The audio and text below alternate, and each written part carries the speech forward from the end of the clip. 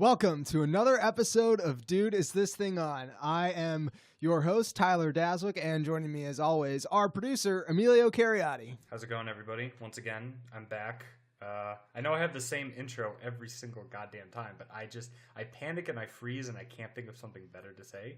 So I just default to hi there and then bye there when we exit. Yeah, no, you go back to the classic.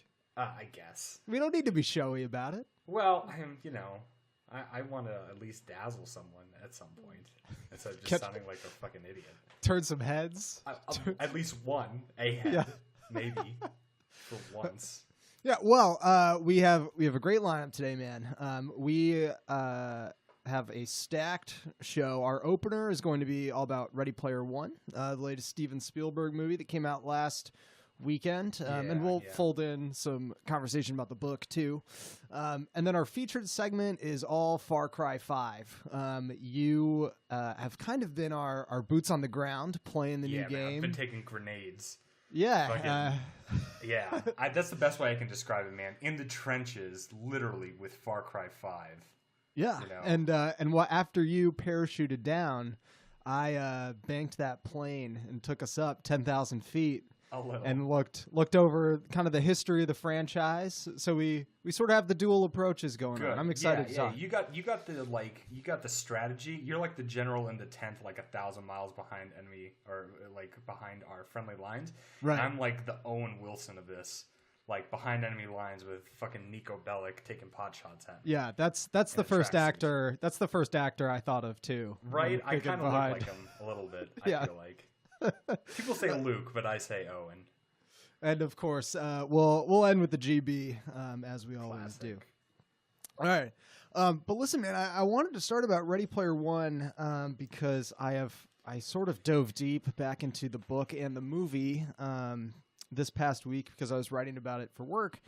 And man, I wrote a fairly critical essay of the book for Relevant, and the response online, dude, was pretty vengeful from the... Yeah, man, I love nerds. Like, I consider myself part of their legion, but goddamn, they are spiteful motherfuckers. You step out of line, they will, like, knock you back in. Yeah, and especially about that book. We were talking before the show. Ready Player One is the nerd Bible. It is. Yeah. It's treated with so much reverence. It's the Old and the New Testament. Right, and it's weird because it's not good. It's not a good book. You honestly might be the only person. I haven't read or seen either, so I have no personal opinion, just from what I've heard. But any single person that's in the fucking industry, likes video games, has jacked off to anime porn, is just like all over this fucking thing. You are the only person who admittedly has not jacked off to anime porn, but also doesn't seem to like this book and or movie for whatever reason. Why don't you tell me why you don't like it? Well, I mean, they're divisive to begin with. I mean, I think nerds like them because they're really affirming to nerd culture, and they make being a nerd seem really awesome. And listen, like, I love nerdy stuff and grew up loving Star Wars and Harry Potter and all of these things that are quote unquote really geeky. But you know, this book has this sort of nostalgia act for 80s culture, and the book is basically some people have called it a laundry list of references, which I think is a little unfair. There is a plot to it, but everything for those who aren't familiar, the plot of Ready Player One is this virtual reality video game is hidden an Easter egg that will give the person who finds the Easter egg a bunch of money, like world-changing money and world-changing power. So you basically get control of the video game if you find this Easter egg. And the pathway to that Easter egg is a bunch of clues and challenges that reward nerd knowledge. So if you have a movie memorized, so it's for like example, bar trivia for nerds, essentially. Yes, but like intensely so. So but the issue is, and everything about the book and the way the book is written and structured is it's made to sort of glorify this central nerdy character who is this like fat kid living in a trailer park who has mastered all of these references. Definitely doesn't look like that in the movie. I guess a fat kid didn't track too well with the audience, so they had to give him like, that's the worst. They did the same thing with like the new Spider-Man movies where like, what's his face? Who was the original Spider-Man? The fucking... That was Tobey Maguire. Tobey Maguire is like, you know, he's a good-looking guy, I guess, but he's not, like, hunkalicious. Right. And then they were like, oh, he's too nerdy. He's not doing well. So they put in Andrew Garfield, and even he looked a little too weird, so they put in, like...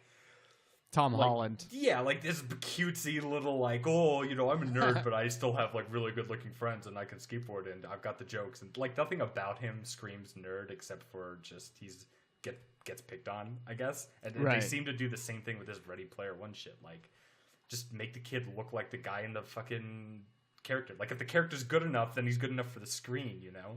Yeah. So, I mean, but greater than that is the book and the movie to a lesser extent really communicates this idea that there is a correct way to be a fan, that to have this sort of obsessive consuming desire for, or not desire, but like obsession with certain things. There are certain things that are objectively good and appropriate to be a fan about, and certain things that are bad and are stupid and are lame. Right, exactly. And sucks. And so I came out kind of against this book and criticizing that approach, that I found it really hypocritical, basically. And all of these fans of the book came after me really, really hard. Did the exact same thing that you were just fucking talking about. Beautiful. Yes. I love when the world just falls into place like that. Exactly. And so it's just been on my mind a lot this week, man. Like we're a bunch of nerds who get on the phone every week and talk about video games and movies and TV shows. I hate to break it to you, I was not Mr. Popular in high school, you know? It's not like I'm some jock who's like masquerading to be a nerd because I found myself a pilgrim in an unholy land. Like, right. I was labeled a Star Wars nerd like third day into freshman year of high school, and I've never lived that down, motherfucker. And now these people are picking on other people who just don't like this stupid movie that panhandles to this culture. Just be original. Just be you. And if it's a good movie, it's a good fucking movie. Like, we don't have to beat each other up over this crap. Yeah, we don't always have to have our knives out for the, you know, jocks or the quote unquote haters who are don't like what you who the cares chads who are coming to like appropriate our nerd culture. Like, just fuck off. Whatever. It doesn't matter. Exactly. Yeah. So I don't know. I've just been thinking about it, and it's what we were talking about with Star Wars. There's this weird, hyper defensive. We have to protect it's like militant. Yeah, it is, man. I just come on, man. Who cares? This stuff isn't that important. I know. I'm just so exhausted of. I don't know how everyone isn't just exhausted about caring, and it goes way beyond this. I'm not going to get into like the geopolitical aspects of what the fuck is going on, even though I mention it almost every episode. I've noticed the like editing everything that I do, but like it kind of just extends to everything. It's just like you have to toe the line for whatever you like on Facebook. You like something on Facebook, you're in. The only way out's in a body bag at this point. You know? Right. It's like, right. Shit. It's like being jumped in, and the only way out is to get shanked by a screwdriver outside of a like Circle K. Pretty much, if you step out of line with like the beliefs of whatever you accidentally subscribe to for 2 seconds. Yeah, man. Well. That's Ready Player One. The movie is fine. I think it's pretty dumb, but it's. I mean, it's a Spielberg, so you're gonna get like. You're gonna get some. You're gonna get like slick effects and good directing. Yeah, you get good effects, like decent action. It's pretty dumb, but you know it's worth your money if you're into that kind of thing, I guess. Do you know why he like decided to direct it? No. I don't know. I mean, I can imagine the nostalgia factor really appealed to him. There's a weird circular narrative that he is the source of all of the nostalgia that the book is rooted in. And like the book loves Spielberg, and now he is sort of circling back. Do you think there was some like self-ego stroking? I don't know. Maybe. The movie doesn't make a lot of explicit Spielberg references, but that would be a little too much. I think people would right. be like, "Hey, what's going on here?" Yeah, I smell something fishy. I don't know. I mean, we could have a whole other podcast about Spielberg, but yeah. Anyway, man. Speaking of intense fervor, landing in something and having to muck your way out. Yeah. Let's get into Far Cry, the dude. Swamp that was Far Cry 5. I mean, it's interesting you say that because I've been reading a lot of the coverage and a lot of the reviews of the game are pretty positive. But I mean, I think on average it's got like a 7 out of 10, which is average. Fine. That's a fine game. It's okay. But what do you think? Take me into like give me your like 3-minute review of Far Cry 5. 3-minute review of Far Cry 5 is that it is actually Far Cry 4.5 set in Montana. And that I know I haven't released it yet as of the recording of this this episode, but in my past episode, I predicted that it was going to be a lot of the same with just a couple of little like sprinkles of like, you know, newness, some newness oregano thrown into this fucking Prego pasta sauce. You know, love that. Like you really crushed that metaphor. Yeah, right? Thank you. That was awesome. Yeah. I should do culinary stuff. It's a lot of the same, and people will defend and say like, oh, well, it's a lot. No, it's not a lot new. It's a little bit of new with a lot of the base same borrowed from the other games. And, you know, that works. That's fine. Like, if you're a diehard Far Cry fan, get it. Like, it'll be what you've enjoyed from the other games. Like, so here's what I described to my girlfriend, because she pretty much watched me yell throughout this entire, like, 9-hour campaign, you know? Yeah. Is that if I had never, ever in my life, ever picked up a Far Cry game, never heard of Far Cry, and I just decided to pick this out of the bin, Far Cry 5, and play it, it will have been the best Far Cry game ever. Because it takes all the best elements from the other games and just crams it into one game. But because I've played every Far Cry game since Far Cry 2, that was when I first started, back in like 2008, in the aughts, I've seen everything already, so having the best parts picked out of all the games and crammed into one doesn't really do anything for me, because I've already experienced all that crap in a lot of ways, in better ways in each particular game over the past like decade or so that I've been playing this franchise. So I was honestly like kind of bored. Like it had so many great opportunities to be more. And every single time it like approached the cusp of either something interesting happening in the story or something interesting happening in the world or something interesting happening with whatever, it just like it's like a plane about to get into like the impact at an air show, and everyone's like, oh, excited to see this pilot get blown into oblivion. And at the last second, he just pulls up, and everyone's like, oh, fuck, he lived. You know, it's the same thing where it's like it's almost about to hit glory, and then it just swerves out at the last second. It's like, nope. Back to like plain Jane flying at 3,000 feet above the ground. So what does it try to add to the series that wasn't there before? It tries to add more spontaneity. If that's a word. Is that a word? Spontaneity. Spontaneity. Yeah. Spontaneity. That's spontaneous likeness, right? Yeah. Yeah. It tries to add more of that, but it kind of fails. I know a lot of people probably go, no, it doesn't fail at all. It did a fucking part. I don't know. I disagree.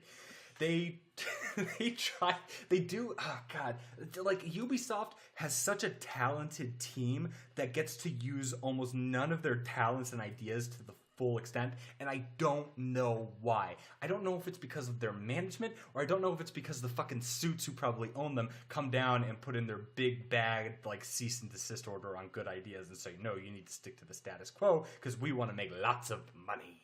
And so I don't know why they're not able to like breach the mold. But essentially, a couple of things that they did was no cell towers or no like view towers that you have to fucking climb to like get a vantage point or whatever, and like learn the map and right. All that Yeah, stuff. There's none of that. There's no mini map either, which was nice. And a lot of people have said like the mini map is good. It was good. Like I didn't notice it was gone. because like I don't really use the mini map all that much in games, especially if you're really used to playing like Fallout and stuff where you have like the compass and then it gives you like limited information on that compass, and if you want more then you pull the map. This is the same thing. The compass is essentially a mini map and the mini map is essentially a compass. They melded it into one, so it's like not even really missing a mini map. They just moved it to a compass, and that sort of explains almost every single new idea they had. Where it's like, okay, well, it's not really like you did this. You kind of just morphed it into this. So there's no cell towers. Okay, they're not really missed, and there's no mini map. Okay, other than that, like they do this thing in like their the fuck is it called? Like their advertisement for the game, you know, when they go to like big trade shows and like, oh, well, here's what's new in the Far Cry universe, and they try and tout like, oh, it's the biggest, best map ever, and it's completely different, and it plays completely different, and the animals act completely different, and you can just walk around and stumble into a random event that you've never seen before, and it'll be completely different from any other random event. And like, none of that's true. Like, the map is just a map, and it looks pretty, but honestly, like, in this day and age with the technology that's out, it's really not that hard to make things look pretty. I don't know if that's a popular opinion or not, but you can look at Senua, the Hellblade, Senua Sacrifice. It's like the first episode that we talked about, like, 3 months ago. Right. Which was made by, like, indie developers, like a team of 15 guys. It looks beautiful because there's so much technology out there that's already been coded and written and different engines and stuff that, like, you can kind of just plug in a lot of environmental stuff and it'll usually work. I'm sorry, is there a mosquito in your room or something? Yeah. Hold the fuck on. You're in Florida, so that thing probably has like malaria or something. West Nile. Did you fucking nuke that thing? I don't know. Get its kids too. They'll come back. The sun's gonna find the nest. The sun's gonna grow up in 5 minutes. I'm just gonna burn the building down. Yeah, fuck it. Just gas them. I think we got there. I think you killed it, bastard. Just hang its corpse up on the doors and message the other fucking mosquitoes. Right. but yeah, it doesn't like okay, you can wander around the map and you can accidentally stumble, quote unquote, into any of like the 5 random events that are randomly generated in the game. Okay. Once you've seen like the 5th random event, then you've pretty much seen them all. So it's like, and that's exactly what it was like in Far Cry 3. You would walk around and there would be 2 pirates holding a guy hostage, and then you would kill the pirate and the guy would be like, thank you, and then walk away. And so it's the same thing here where you kill the 2 cult members and then you untie the person, and then they'll go, thank you. Also, there's a cache of like $30 nearby here. Good luck finding it. Boop. And then they fuck off. And then that's like your interaction with these quote unquote dynamic characters. Like, they just oversell everything.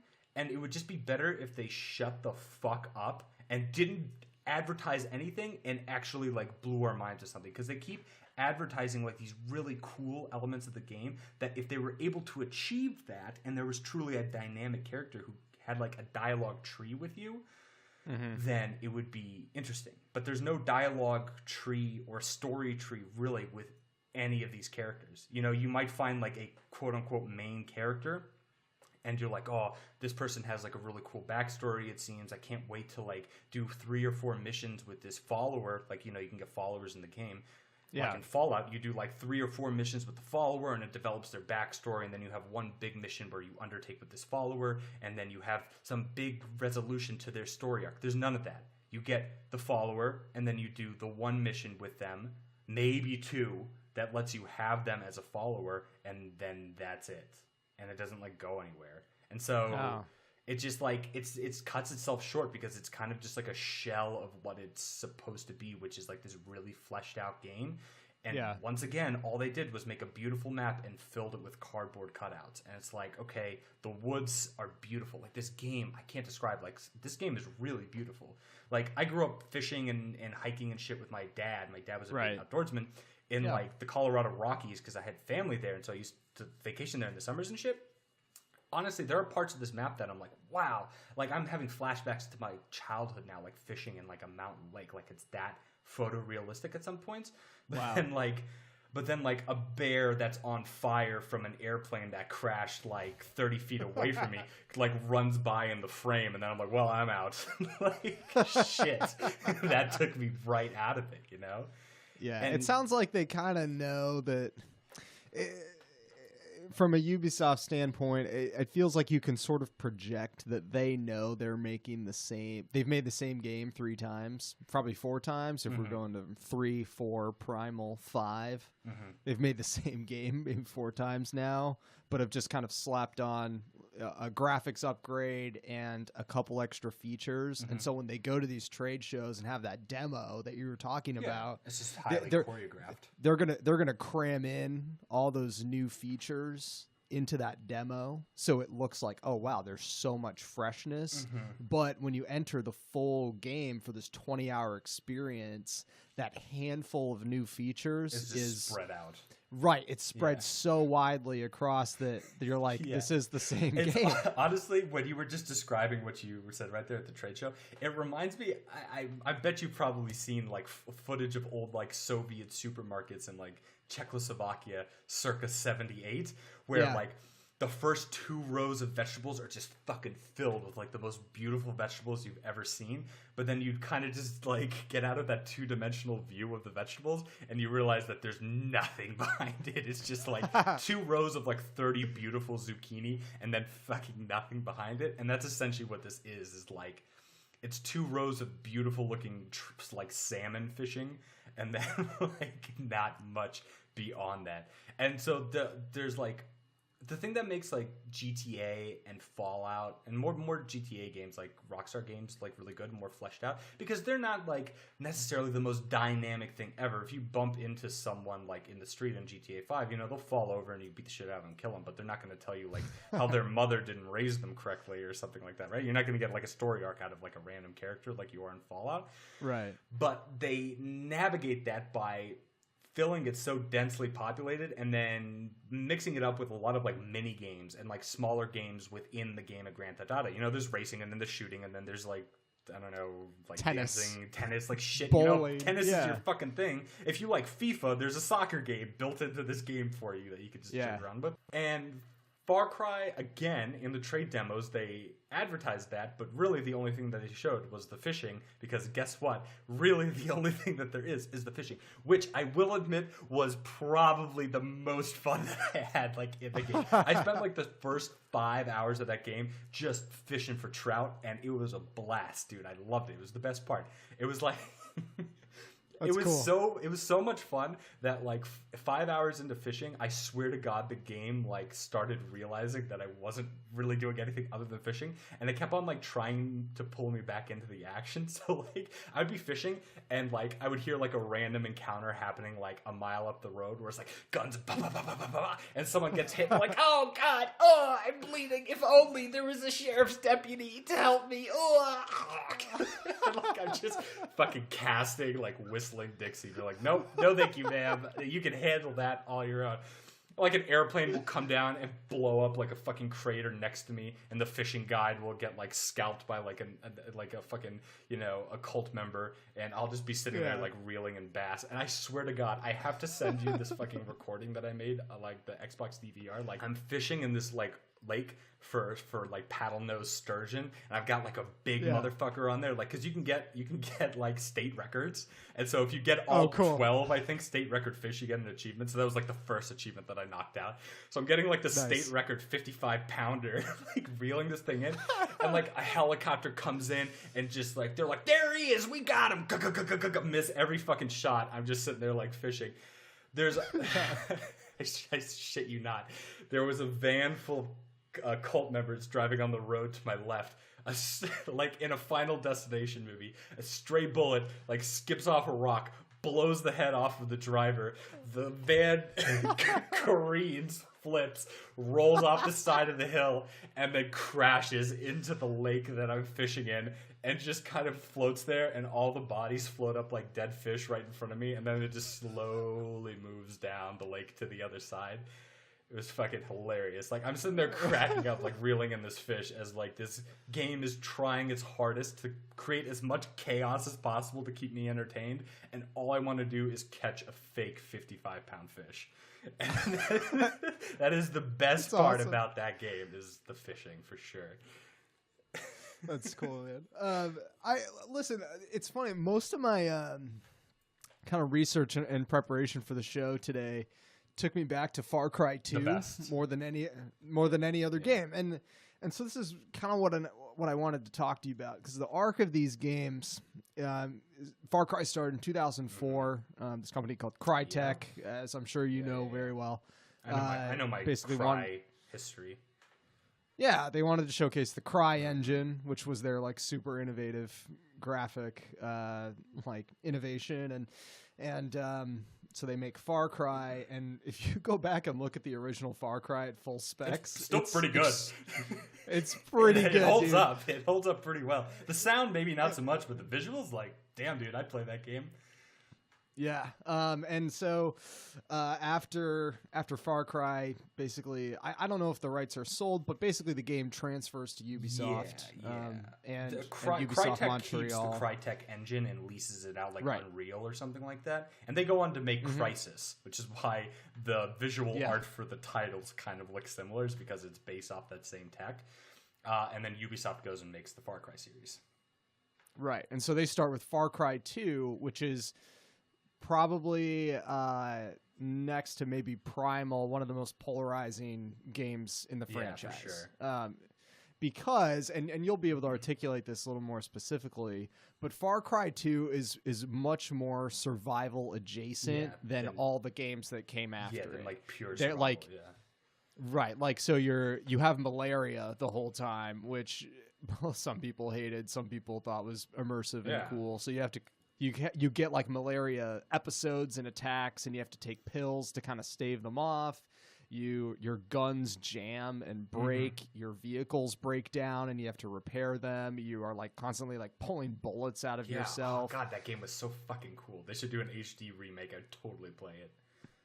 Yeah, and there's I watched some kind of like comparison footage online of Far Cry 2 versus even 5, where like you will shoot an enemy in the leg in Far Cry 2.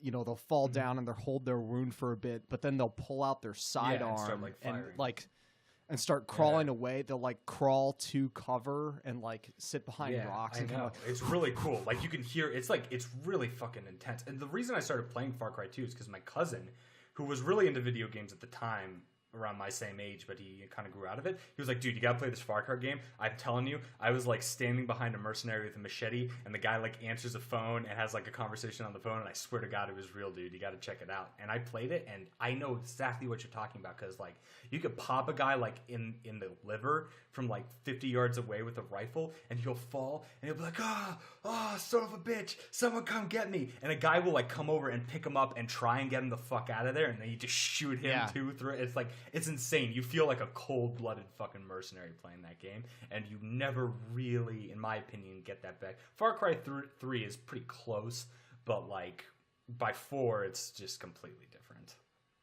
Yeah, so I'm glad you mentioned Far Cry 3, because Far Cry 3 sort of establishes the formula that we get with 4 and Primal and 5, and it's sort of, if you look back at the arc of the whole franchise, is kind of this decision point for Ubisoft of what kind of game do we want to make. And we can sort of lean further into these survival mechanics that Far Cry 2 starts to press into, or we can kind of step back and we can just make an action game. And we can make sort of like a playground shooter. And they went with playground shooter. Yeah. And they haven't really changed it since. They've never revisited the Far Cry 2 mechanics anymore, that sort of immersion. They've ignored, weirdly, the enemies in 5 don't really react the same way and as they kept did on saying like they were dynamic. I'm like, a lot of them have the same death animations as like the 4th game. Like, how dynamic are these people really? They all look the same. They all have beards. It's just like, they're nothing. Yeah. I feel nothing killing these people. But like in Far Cry 2, like, kind of got like a little bit of a weird like Hemingway, like greatest game ever played, like adrenaline rush, like hunting down a fellow human being and shooting him in the back of the head, you know? But like, I love that. I loved it. Like, it was fucked up, feeling that kind of feeling. But like, it's incredible that a game would make you like have kind of like your heart racing. The only way that Far Cry 5 made my heart race is when I was yelling at the game because I died in like the 10th stupid way. Like I never died. In my personal mind, I never died in like a legitimate way where like the AI outfoxed me or I took a risk and it didn't work out for me or something like that. I would die because like a plane would blow up like above me and I wouldn't hear it, and the body of the plane would land on me and kill me. You know, or like. Like my sniper person would shoot a truck that's on the road and I'll be like 50 yards away from the road, but it'll like swerve and roll and just like roll over me. I'll be like, did I really fucking just die from that? Like that's, you know, if it's a true dynamic game, that shit might happen. Like I die in stupid ways in Fallout 2, but I also die in ways where I put down the controller and I was like, okay, that was my fault. Like I fucked up there. I missed the shots, or I should have gone in with better armor or something like that. There was truly not a single moment in the Far Cry 5 game where I was like, damn, they got me. I was just like, are you fucking kidding me? And then I would have to take a breather, and then my girlfriend would say that I need anger management, and then I would say that she needed fucking anger management, and then it just, you know, it just escalated. It's a whole thing. Yeah, no, I'm glad you make that comparison, because I always my standard for video game death comes in Fallout 3 when I was going to check out this drive-in movie theater. There's a drive-in movie theater location, Fallout 3, and I was like, oh, awesome. I'll go check it out. I know exactly what you're talking about too, yeah. Yes. And so I kind of creep up and I scope it out from afar. It looks totally empty. I'm like, all right, I'm going to go see if there's loot, if I can scavenge some supplies. And I crawl up and I'm in between two cars, and then all of a sudden every single car in the lot explodes, and I get absolute right. The frame rate rips in half. So does my character. I get absolutely destroyed, and it was because a party of raiders had rigged all of the cars with explosives, and I hadn't been able to see that. I just hadn't noticed it. Yeah, exactly. And I was like, and so I was able to come away being like, yeah, that was my fault. Like, and then I Right, and then I had to adapt and change how I play. There's no way to adapt to something in Far Cry 5 where a plane falls on top of you out of the sky. It's like, it's just dumb, man. And like, so Far Cry 2, my biggest criticism of Far Cry 2 was that there were too many enemies, especially if you were driving on the road. I don't know if you ever played Far Cry 2, but like everybody's trying to kill you. Everybody and their mother, and then the mother's fucking like chihuahua is trying to rip your goddamn head off in that game. And so if you're driving a truck to like one of your objectives, because there's not really fast travel. You can fast travel between like bus stops, but that's pretty much it. And then from there you gotta hike it. If you're on the road, every 5 seconds, there's another car coming the other way with like 3 guys in it, and they all start shooting. And you gotta hit A and jump into the fucking machine gun. Get out, repair the fucking thing, pull the bullet out of your freaking neck, patch it up, jump in the. Oh, good, another fucking. Like just fucking over and over and over again. And that's a pain in the ass. I got that feeling again playing Far Cry 5, where I'll be walking through the woods and I'll be like, oh, shh, Boomer, shh. And so I'll take out my bow and I'll aim at the buffalo. And I'm like, all right, this motherfucking buffalo's mine. And then a fucking, like, a Flight of the Valkyries troop of 5 fucking helicopters from Apocalypse Now looking to surf on my blood come out and just go, there he is, we got him, Skeeter. And just fucking start, like, shooting at me. And the buffalo runs away and the dog takes a bullet. And I'm just sitting there like, God, I just want to shoot the fucking buffalo. Let me fucking do that, Ubisoft, you fucks. Like, you're ruining this for me. And then I sit there and I blow up all goddamn, like, all the helicopters. And then I'm like, oh, shut the fuck up, Boomer. There's a turkey. And so I'll take out the bow and I'll aim at the fucking turkey. And oh, great, a semi-truck fucking comes up with 3 guys on the back of it. Oh, that's fucking perfect. I run over the turkey and then it gets damaged. And then I have to sell the damaged feathers for like $5 a pop instead of the $30 I was going to make off the fucking thing. It's just like every single time I have a fucking opportunity to enjoy the game Far Cry 5, the other half of the Far Cry 5 game comes in and it's like, no, you're fucking not, and it unzips its pants and it just fucks me. Yeah. So, okay, so here's my point of bringing up Far Cry 2 in relation to Far Cry 3 and everything that goes forward. Far Cry 2, now kind of this weird polarizing departure from the franchise's kind of like shooter playground formula. Far Cry 3 was kind of Ubisoft's, in their minds, like a correction back to, okay, this is the game we want to play. And we want to sell, and to their credit, Far Cry now is a huge commercial success, and it makes a lot of money. I mean, anything Ubisoft touches just spawns money, man. I don't know how the fuck they do it. Right. But here's my point. And Far Cry 2, I look back at that game and I'm like, that game was doing stuff and introducing mechanics and trying things and attempting a style that no other video game was doing. Whereas I feel like modern Far Cry, if the old ones aren't modern Far Cry, the last 3 or 4 games, feel more like sort of a pick and choose pastiche of all these other game franchises. Yeah. Some people are like, oh, like there's humor and satire in Far Cry. Well, I get a better version of that in Grand Theft Auto. Yeah, it's still watered like, down. I get this like open world shooter playground. Well, the Just Cause franchise kind of leans into that a little bit more. Like, I want a certain, like tone or commentary. Well, Saints Row gives you plenty of that. Like, I don't really know, and I'll pose this to you.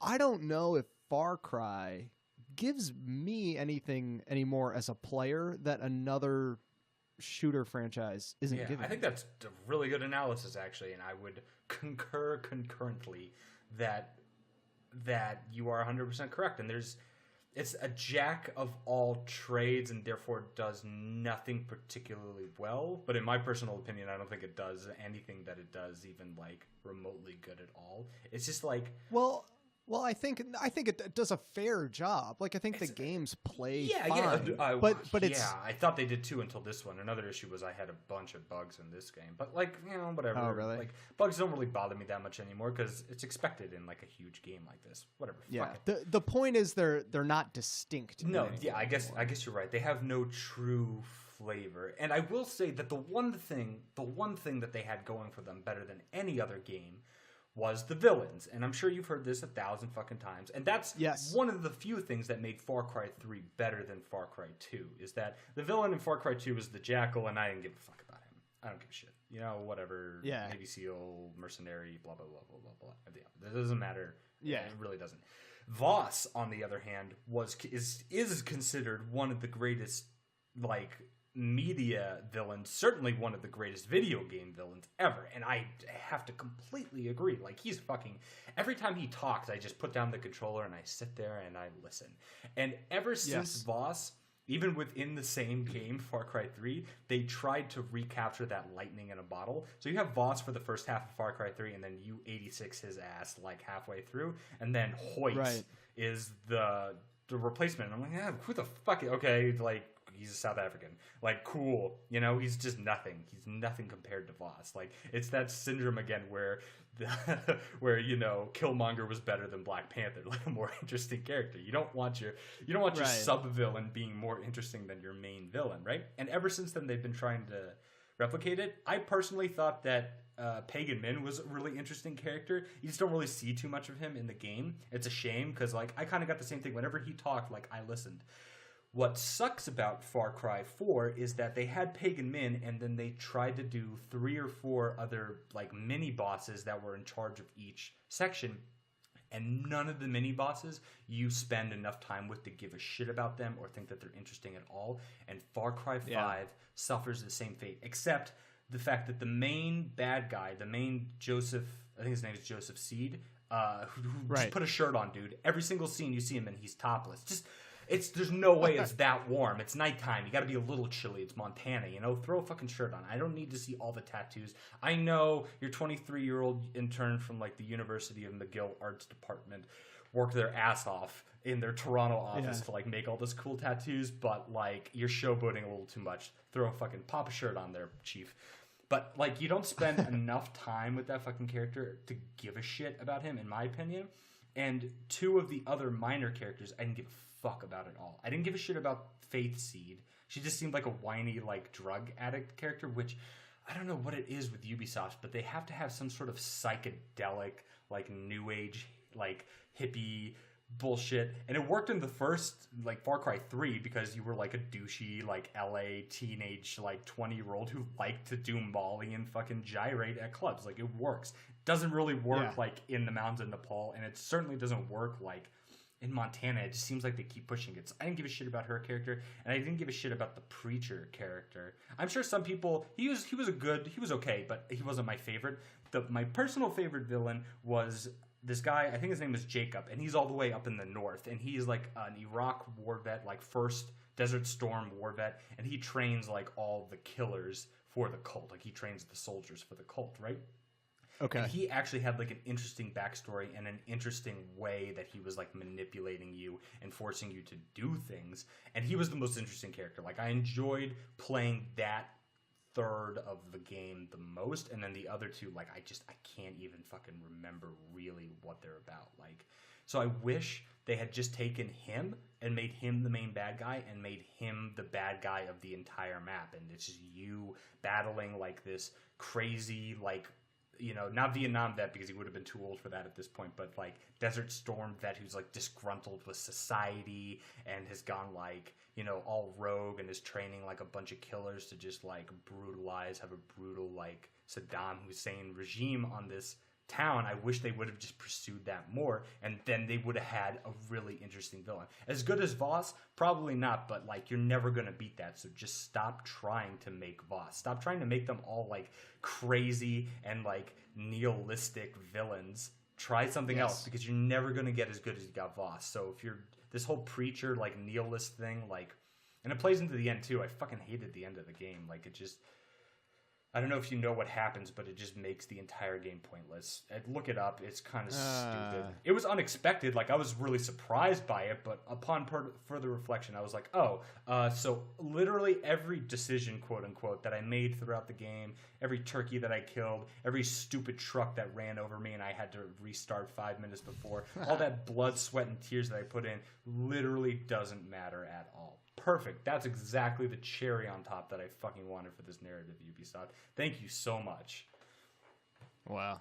You know, that villain thing, I feel like it is a symptom of they must have realized on a subconscious level, like they're searching for a thing that they have. Like, what's going to be the Far Cry thing or the signifier? Because it's not survival or like hardcore like realism anymore. Okay, now we're an action shooter like everyone else. So what do? Okay, well, the best thing about the third game was this character that we kind of stumbled our way into and turned out to be really good. You can tell they didn't really know he was great because you kill him halfway through.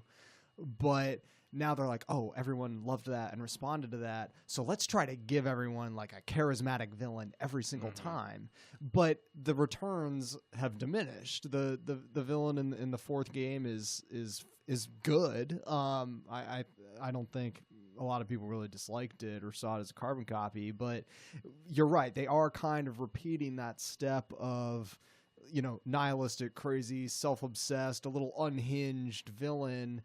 And I just think like they're really sort of, Far Cry is really sort of searching for an identity.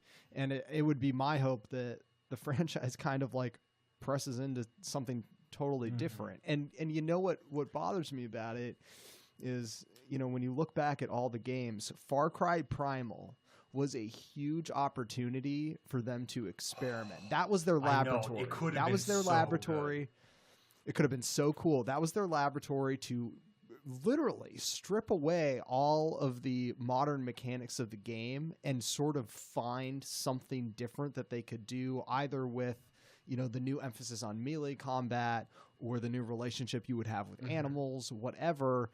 They could really have tried stuff there, but they didn't. They played it really, really safe, and that game was mostly criticized for being a skin, which is baffling because by setting and presentation alone, it should have been the biggest departure the franchise had seen since 2. It should have honestly been a new era of video game that shows you that, like, hey, you can make a video game in like 900 AD, like Europe, like a Crusader game, and pretty much copy this formula of melee combat and survival elements and stuff like that and make it just as good. But like, you're right, they reskinned it and they dropped you in like the Neolithic period and they just took away all your guns. But other than that, you're still collecting pieces of wood, you're still collecting leaves for health, you're still collecting skins to like make shit. Like, it's the same thing. And the best part about that game was the Beast for Hire system. And after they were done with the game, they slit its fucking throat, opened it up, cannibalized what they wanted out of it, threw the carcass in the fire, vomited back up into Far Cry 5, and they're like, new game. And then they're like, money, please. And it's like, shit, man. Right. Like, I paid the $60. That's what I mean by I was in the trenches. Like, I jumped on the $60 grenade just to be like, all right, let's fucking see what they got. And I was like, wow, I want at least 55 of my dollars back. Like, it's just, man. It was a bummer. Nah, and especially like if for the fans of the series like you that really admired so much about 2, I mean, God, you could not have asked for a better setting and you know, proving grounds to like, you know what, let's dip back into those survival mechanics and see if they still work and see if people respond.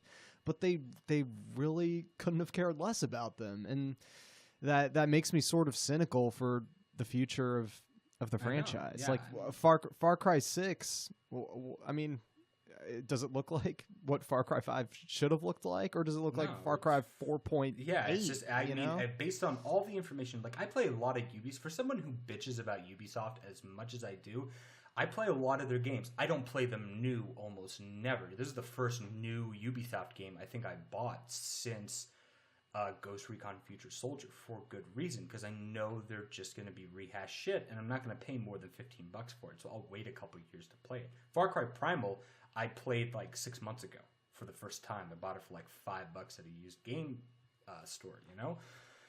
Like, I saw the blood in the water like 6 or 7 years ago with Future Soldier, where like they present something at the demo and then they don't give you that product. And as a consumer, that pissed me off playing that game. I was really angry, like, after playing Ghost Recon Future Soldier. I was like, never again, Ubisoft. Like, you're never going to get me again. And I never played a new Assassin's Creed game. I never played a new Far Cry game. You had to convince me to buy Far Cry 3. Because I was like, fuck that. Like, I'm not playing Far Cry 3. You know, you were the only reason that I got it, because you told me it was actually pretty good. Yeah. And I guess I bought Rainbow Six Siege new, because I knew it was a different department of Ubisoft that was working on it. And lo and behold, that was the most interesting thing they'd probably done in like 6 or 7 years since Far Cry 3. But they fucked it up. They didn't realize how good it was, because when they first developed it, they were like, okay, we're just going to float this game out there and sort of forgetting it. And then it started getting a lot of traction in the Pro Gamer League, which I don't follow, but it makes a lot of money for what it is. And then they're like, season pass, and it's going to be 10 years of Rainbow Six Siege, and we're just going to put out updates every 6 months for the next decade, you know? Like, it came out of nowhere. And since then, every single update, I'm liking Rainbow Six Siege less and less and less and less and less, until I haven't played it in like a few months now, at least. And I don't have much hope for the next Far Cry series because of what Ubisoft has become. And that's hard to say from someone whose one of his first games was Rayman. Oh, dang. So Ubisoft, you know, Loved Rayman. One of my cousins works for Sony America, and she, I'm not sure if she worked for Ubisoft at some point, but it's very close to that company. And, you know, my cousins are from Toronto. Like, I've been there hundreds of times. Like, it's not that I hate Canadians or that I think people from Montreal are assholes. It's just like, this company is a play on words, a far cry from what it fucking used to be like growing up. And the turning point, I think, was like Assassin's Creed 3 and the Far Cry 4 and the Ghost Recon Future Soldier and the this and the that, and you saw step after step after step. It was just becoming more and more just like a corporation that pumps out entertainment, and not really a collective of people who are really passionate about putting out art. Yeah. Here, I something occurred to me while you were talking. I was rambling for the 10th time this episode. And nah. So parallel franchise, and bear with me here. Parallel franchise to Far Cry, Resident Evil. So, Okay. Resident Evil begins as an innovative sort of genre departure survival horror game in 1996. Resident Evil, Resident Evil 2, Resident Evil 3. It kind of gives you all these sort of, like, they're trying stuff. Each game is sort of interpreting, they're sort of finding what they want to be. And then in 2005, we get Resident Evil 4, one of my favorite games of all time. Incredible. But it was sort of the Far Cry 3 of Resident Evil in the sense that it basically set the standard for what Resident Evil would become for the next 10 years or so. So Resident Evil 4 introduced a little bit more action elements. It positioned the camera in a different way. It gave the character some more weapons, some more guns. It kind of heightened the story considerably and put you in the middle of a really cool narrative. It sort of repurposed and repackaged the whole thing. It was when Capcom kind of made the decision of, this is what we want Resident Evil to be. Just like for Ubisoft and Far Cry 3, they're like, okay, this is what we want this franchise to be. And so Resident Evil 5 doubled down on all the action again, and we lost all of the horror elements. We lost all of the survival elements completely until the point it was a totally different game. Same with Resident Evil 6, and it kind of continues. But then this year, or last year, in 2017, Capcom comes out with Biohazard, which is basically Resident Evil 7, and it was a total reimagining again. Revitalized. It brought that franchise from the grave. Second play on words in under 5 minutes. You know, it really fucking did. Yeah, right. It's first person. It's not even like it's not even like they lean back into horror. Like, it's horror centric. Yeah, it is a horror game. I've watched walkthroughs. I never played it because I'm too much of a pussy, but yeah, like it's intense, and that I think is the like best case scenario, hopeful path for Far Cry, is that if it's not, God forbid, Far Cry 6, but if there's like an iteration of Far Cry in 2 years that where someone at Ubisoft is just bold enough to just be like, whoa, why don't we just like go back to the survival core, and we'll look at Far Cry 2, we'll look at it critically, we'll look at the good, we'll look at the bad, and this time we'll really do it right. That game sounds awesome. I would play the shit out of that. And I'm not gonna like jizz all over Far Cry 2 and be like, oh, it was perfect. Like, there's elements of Far Cry 2 I don't like. I already mentioned like getting shot at every 30 seconds. So like they could refine that and just make it better. But like, maybe I'm just such a skeptic at this point. But like, I don't see Ubisoft doing that. It's not. They won't ever do that until they take all the money out of everything that they're doing. Like, when that company is falling on hard times and the CEO is like, you know, sucking dick for crack, it's completely crumbled. Will he like take his mouth away from the penis and be like, wait a second, maybe we were onto something 25 years ago. Like, until the employees are doing heroin to cope with the crap games that they're like pushing out, I just don't see that. But the thing is, it's like us, the consumer, too. I know plenty of people that bitch about Ubisoft, but then they go out and buy Assassin's Creed Origins, I think, whichever one's like in Egypt. And I'm like, every single Ubisoft game that comes out, you hear a bunch of stuff and you see a bunch of funny videos on Reddit and YouTube and crap for the first couple weeks, and then radio silence. The only exception being Rainbow Six, because they constantly like change it and update it, and it's like really player on player, not player versus narrative. And the reason being is because it's just like, it doesn't hold up well to inspection. At first glance, it looks like a really spiffy game, but you dig a little bit deeper and you realize it's just all smoke and mirrors. And it's not until there's a vacuum of money in that company that you're going to be able to see good shit again. And as the industry as a whole, like, the industry's not taking a good route that I like. I don't really support a lot of the game developers that I supported anymore. And it sucks because I get bored. I love video games. There's not enough good video games to like keep me sustained throughout the year. You know, after I was done with Far Cry 5, I was like fucking itching my veins. I'm like, oh god, when's Red Dead Redemption coming out? Jesus, another like 6 months. Kill me, God. I won't make it. I won't make it through the night. Chain me to the radiator before I go out and accidentally buy like a shit game that I don't want just to get me through the next like couple weeks. You know, it sucks. Yeah. And until all the money's taken out of the industry, unfortunately, you're gonna get crap like loot boxes and minimal content for maximum profit. Yeah. Dang. Does I mean, real quick, does Far Cry 5 have a lot of that like pay to win loot box stuff? I mean, like I'm not. But here's the thing. Here's one part of the game that I didn't play was the arcade mode, and that sounds like the arcade mode that you had for like Doom, where you could just go in and like build your own maps and shit. And apparently, that's kind of what it's toted like as. Right. But I know that it's not going to be as good just for this one simple reason, is that every single outpost that you liberate, and yes, there are outposts that you fucking liberate. They didn't even change that. They just changed the stupid cell tower part, but they kept the outpost liberation. So, like, literally they half-assed that. Every single outpost that you liberate, there's little, like, game cabinets, like arcade game cabinet, and there's one dipshit fucking dumbass player, like, NPC sitting there being like, tap, tap, tap, tap, tap, scroll, and he'll lean over his shoulder and be like, oh, dude, you gotta try this arcade game. It's off the sheezy. And I just pull out my fucking 9 and shoot that motherfucker in the back of that every single time. The guy's the Herbert Moon of Far Cry 5. Where he's like, oh, you gotta try this arcade game, brah. It's so fucking sick, bro. And everyone fucking runs. Like, I just know with that level of like forced, almost self-aware advertisement in their own game that there's no way it's fun.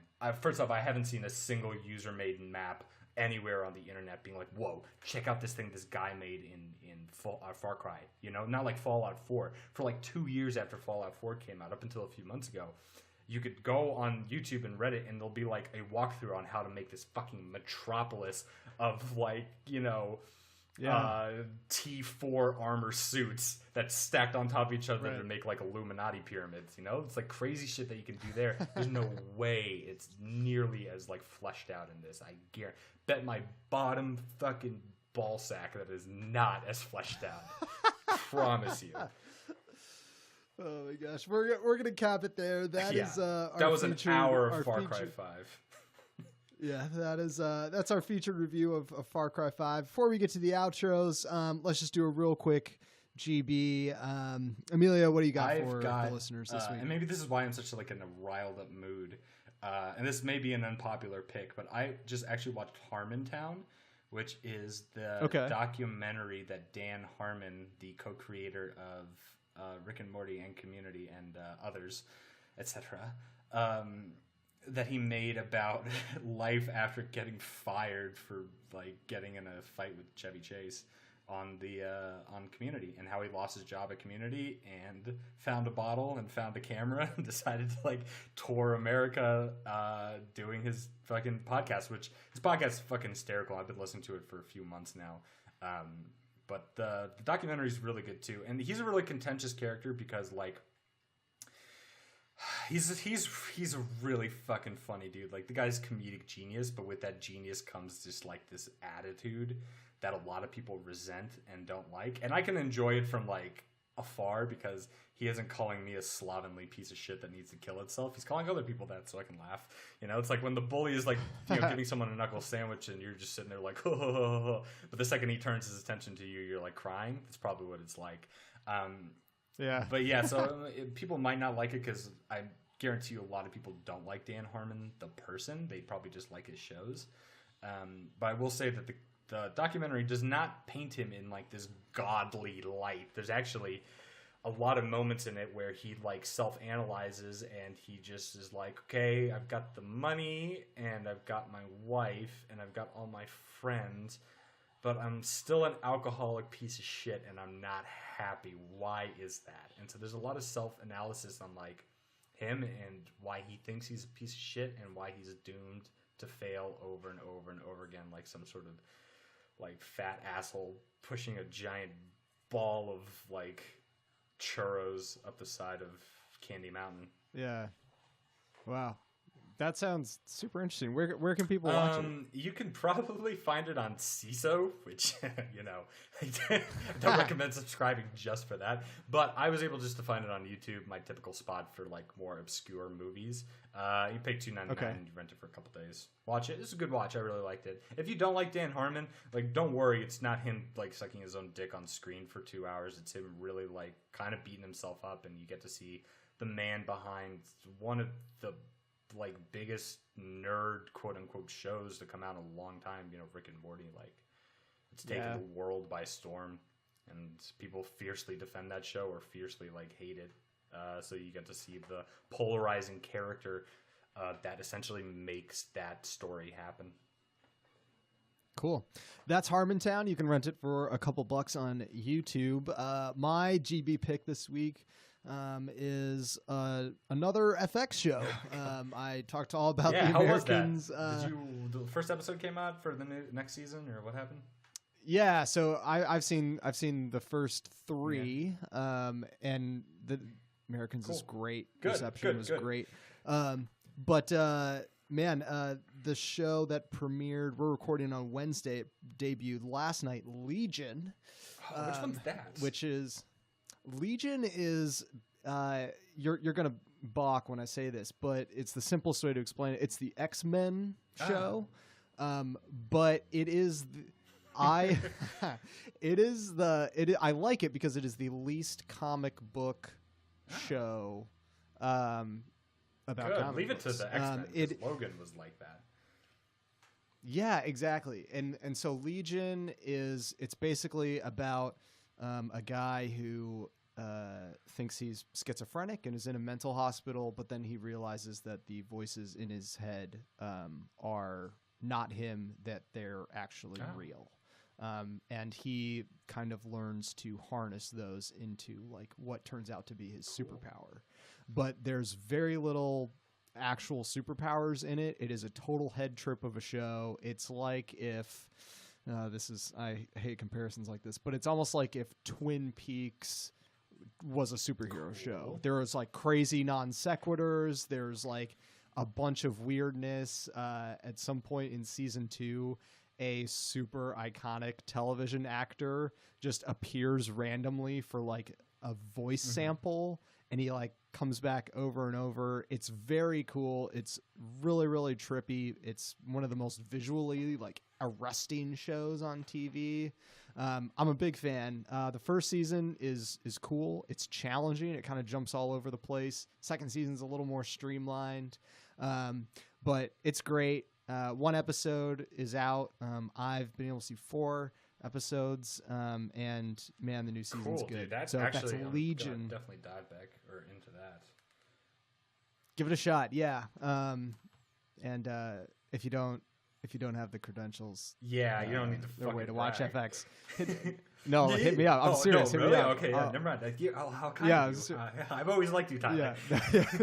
Yeah. But that's Legion. That's on FX. It's gonna be season 2 is gonna be every night on Tuesday. But that will do it for this episode of Dude Is This Thing On?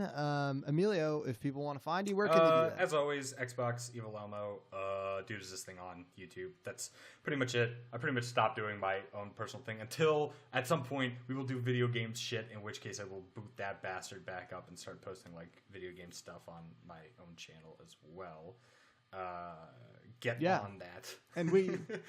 I actually, the stuff came, my new headset and microphone came last night.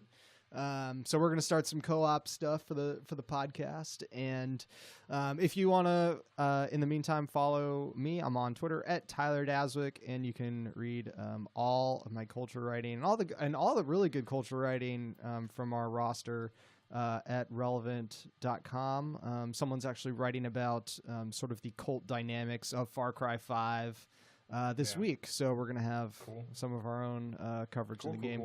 But that will do it for this episode of Dude Is This Thing On.